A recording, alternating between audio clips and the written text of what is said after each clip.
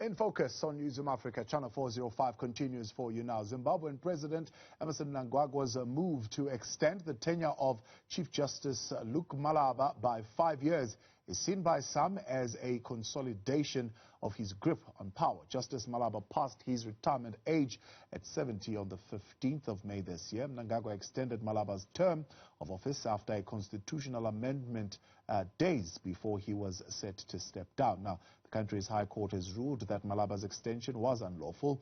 Joining me now to talk about this is research consultant at the Institute for Security Studies, Ringisai Shikohomero, to get us more details. Ringisai, good evening and thank you very much for your time. Are the winds of reform blowing in Zimbabwe, or is it just pretense? And what are the events of late telling us?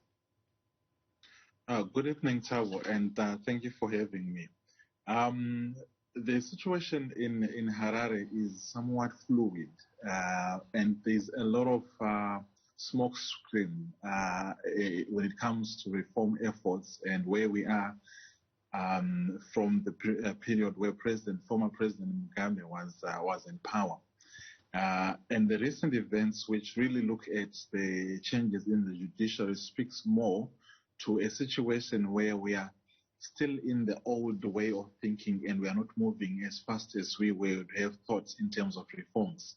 And we have, in the recent few weeks, a constitutional amendment number 2, which was put through with thanks to the 2/3 majority that the current government has in Parliament. And the constitutional amendment has a number of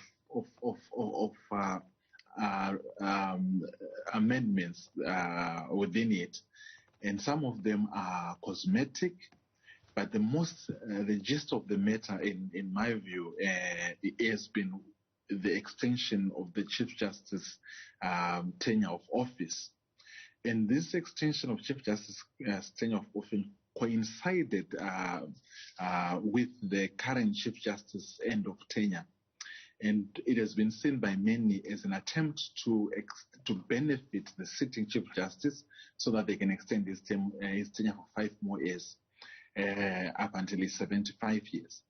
And in as much as that in itself is not new, I mean, judges in America sit until their death, their lifetime judges, they're not removed, is the optics of it. It's how this has been presented and how one has to read into it, especially in a country that has had a narrative where the judiciary has been perceived to have been captured or beholden to the executive.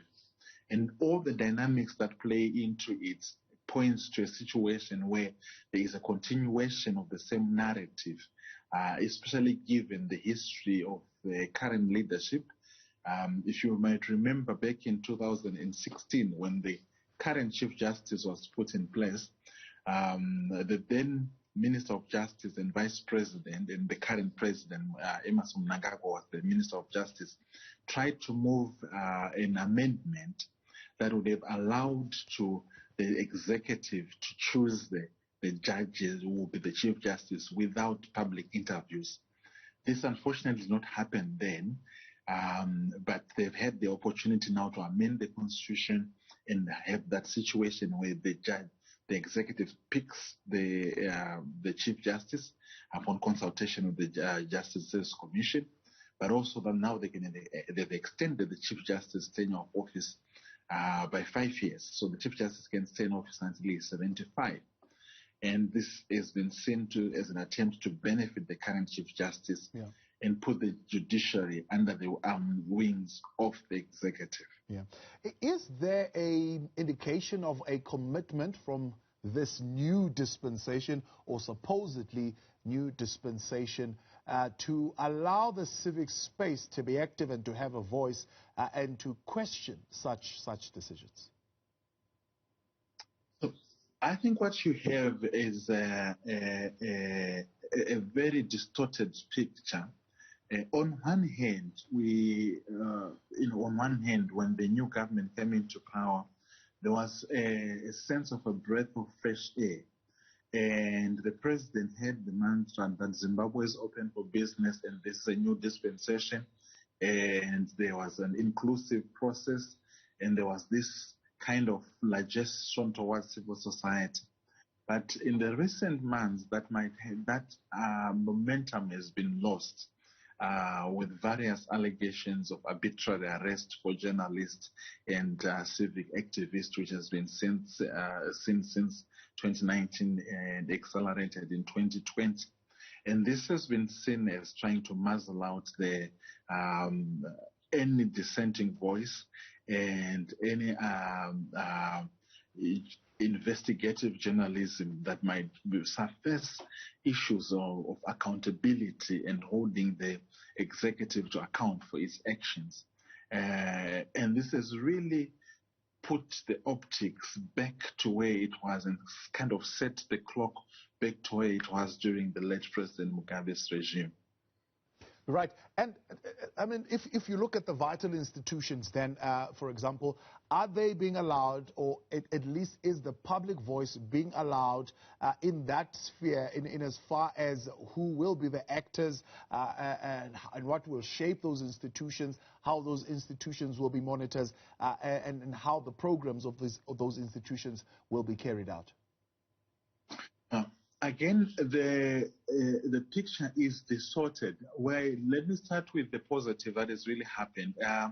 And the current government has given licenses to more independent broadcasting stations, that is radio mainly, than ever. During the Mugabe regime, there was only one state broadcaster and nothing else. But the current government has moved and given more licenses to supposedly independent producers, which then would translate to more voice, to more space for information dissemination, and reaching more people.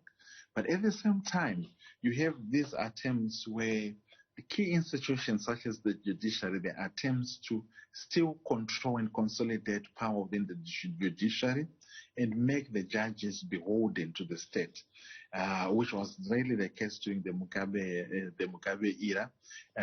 One might remember that in 2001, the then Chief Justice Anthony Gabe was forced into retirement after a lot of harassment from war veterans and threats to even invade his own house and personal space if he didn't vacate the office. And this kind of muzzled and weakened the judiciary, not in terms of personalities, but in terms of the threats and the lack of independence that would then follow, and the lack of protection and support for the judiciary.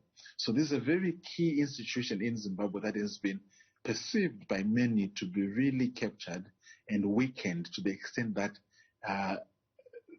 there's questions to how the independence and the integrity of the current bench. Yeah.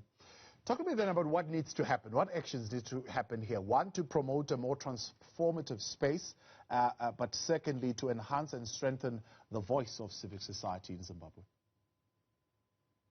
I think the first thing that needs to happen is for the administration to understand that in times like this, optics matter more than anything at all. Zimbabwe has no shortage of intelligent and capable personnel when it comes to the legal fraternity. And in as much as they've put in a new extension of term, it need not benefit the current sitting Chief Justice, who has been seen to have made some controversial rulings. I'm not a legal expert myself, but in the optics and the perception of the public, there's been some rulings that people have perceived that these are biased.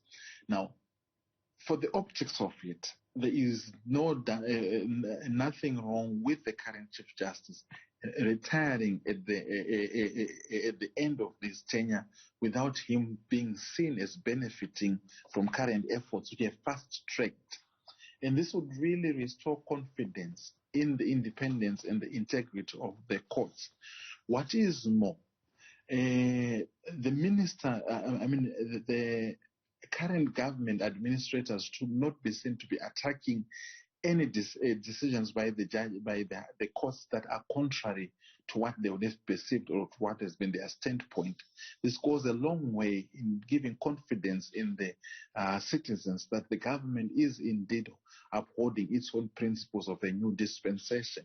This will then allow people to use the court as one way of recourse when they need redress in terms of making the executive to account